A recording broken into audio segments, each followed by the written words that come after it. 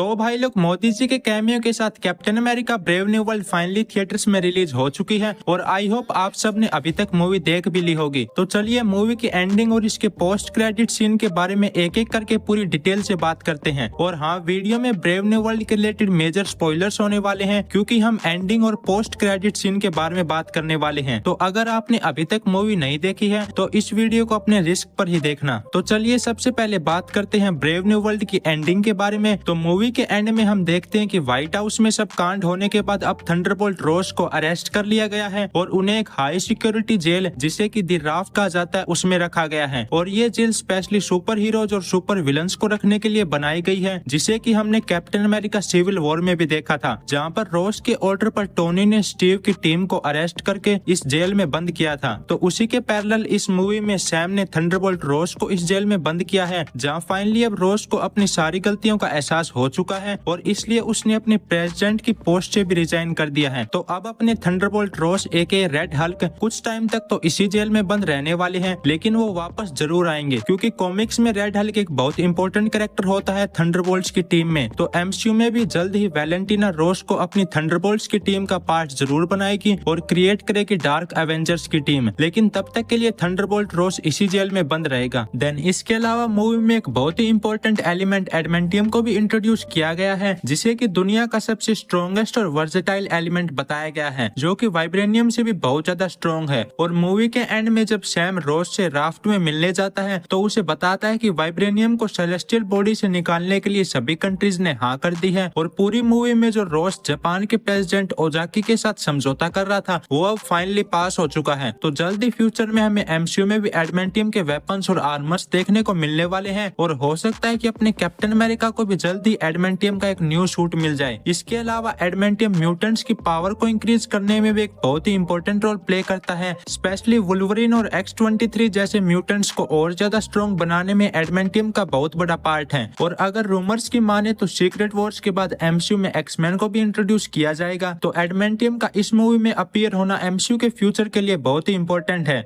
Then अब बात करें पोस्ट क्रेडिट सीन की, तो इसमें हम देखते हैं कि जब सैम लीडर को बताने जाता है कि वो अपनी शर्त हार चुका है, तभी लीडर उसे क्लियर वार्निंग देता है कि भले ही इस बार तुमने लोगों को बचा लिया, लेकिन तुम्हें क्या लगता है कि सिर्फ तुम ही एक हीरो हो और सिर्फ यही एक दुनिया है। इस बार तुमने भले ही दुनिया बचा ली हो, लेकिन तब क्या करोगे जब वो सब आएंगे। तो यहाँ पर लीडर साफ साफ इनकर्जन के बारे में बात कर रहा था कि जब इनकर्जन होगा तब तुम क्या करोगे। तो अगर आपको इनकर्जन के बारे में नहीं पता है तो सिंपली जब दो यूनिवर्स के बीच की बाउंड्री या लाइन मिट जाती है तो दोनों यूनिवर्स एक दूसरे से कोलाइड करते हैं, जिससे कि दोनों ही यूनिवर्स डिस्ट्रॉय हो जाते हैं। और इसे रोकने का सिर्फ एक ही तरीका होता है कि दोनों यूनिवर्स में से अगर किसी एक यूनिवर्स को डिस्ट्रॉय कर देंगे तो दूसरी यूनिवर्स बच जाएगी। तो अपने यूनिवर्स को बचाने के लिए सुपर हीरोज आपस में एक दूसरे से लड़ते हैं, जैसे कि आयरन मैन अपने ही वेरिएंट से फाइट करता है, कैप्टन अमेरिका दूसरे यूनिवर्स के कैप्टन अमेरिका से फाइट करता है। ऐसे ही अपने यूनिवर्स को बचाने के लिए सब एक दूसरे से फाइट करते हैं। तो इस सीन में लीडर उन्हीं के बारे में बात कर रहा था कि जब दूसरे यूनिवर्स के हीरोज और विलन्स आएंगे इस यूनिवर्स को तबाह करने के लिए, तब तुम क्या करोगे। देन इसके अलावा इस पोस्ट क्रेडिट सीन में उतना कुछ खास नहीं था और वैसे तो लीडर यहाँ जो बताता है वो एमसीयू के फ्यूचर के लिए बहुत इंपॉर्टेंट है, लेकिन ये सब हम already doctor strange multiverse of madness में देख चुके हैं कि इनकर्जन होने वाली है और यूनिवर्स डिस्ट्रॉय होने वाले हैं, इसलिए ये पोस्ट क्रेडिट सीन एक नॉर्मल सा पोस्ट क्रेडिट फील होता है। देन अब बात करें डॉक्टर डूम के इन सब चीजों से कनेक्शन की, तो इनकर्जन में डॉक्टर डूम एक बहुत ही इंपॉर्टेंट रोल प्ले करते हैं। तो जब इनकर्जन होता है तो सब सुपर हीरोज और सुपर विलन्स अपने अपने तरीके से इनकर्जन को रोकने की कोशिश करते हैं। तो वैसे ही डॉक्टर डूम अपने तरीके से इनकर्जन को रोकने की कोशिश करता है, लेकिन कोई भी इनकर्जन को रोक नहीं पाता है। जिसके बाद डॉक्टर डूम डिस्ट्रॉय हुए प्लेनेट को मिलाकर एक न्यू प्लेनेट बनाता है, जिसे कि वो नाम देता है बैटल वर्ल्ड, और वहाँ रूल करने लग जाता है। तो आने वाली एवेंजर्स, डूम्सडे और सीक्रेट वॉर्स में इनकर्जन और डॉक्टर डूम का बहुत ही इंपॉर्टेंट रोल होने वाला है, जो कि देखने में बहुत ही इंटरेस्टिंग होगा। तो इस पोस्ट क्रेडिट में बस इतना ही था, जो कि हमें बस इनकर्जन की ओर थोड़ा हिंट करता है। बाकी अगर आप इनकर्जन के बारे में अच्छे से जानना चाहते हो तो मुझे कमेंट करके जरूर बताना। अगर आपका इंटरेस्ट हुआ तो मैं जरूर इनकर्जन पर पूरी एक सीरीज लाऊंगा। तो मैं आर्सन आपसे जल्द मिलता हूँ एक न्यू वीडियो के साथ। तब तक के लिए स्टे सेफ, स्टे हेल्दी।